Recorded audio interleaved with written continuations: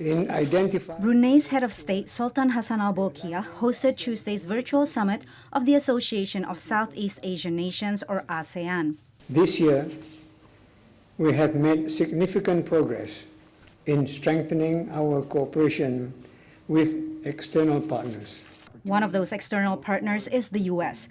During the summit, President Joe Biden announced plans to provide up to $102 million to expand its strategic partnership with the bloc, including $40 million to help address the current COVID-19 pandemic and strengthen ASEAN's ability to prevent, detect, and respond to future pandemics. Our bottom line is that ASEAN is essential. I want to say that it's essential to the regional architecture of the Indo-Pacific.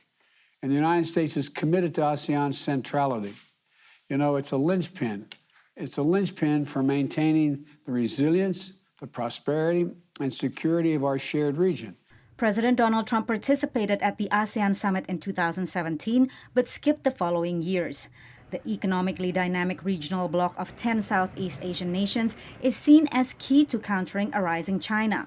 The trade group, US-ASEAN Business Council, welcomes America's re-engagement. We're talking about a region that by 2030 is going to be one of the largest regional economies in the world. We're talking about a part of the world where over 21 different states in the United States have annual exports of over $1 billion in goods to the 10 countries in Southeast Asia.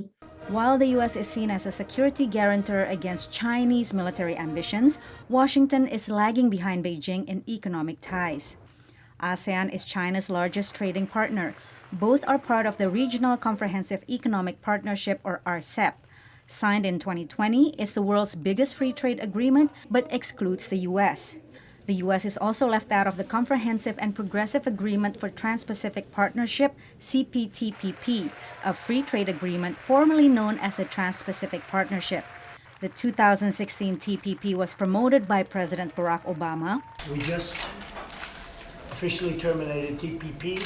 But abandoned by President Donald Trump in 2017. On several issues, whether it's trade or climate, the United States plays an important role in setting the table, and then sometimes leaves the table. And these countries like Japan and ASEAN are able to continue on the legacy thereafter.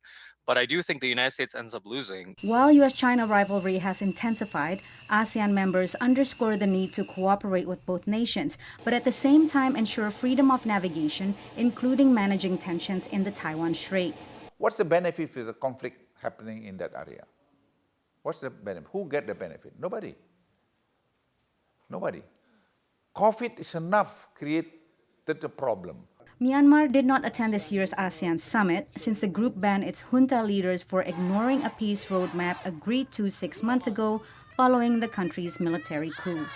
Patsy Widakuswara, VOA News at the White House.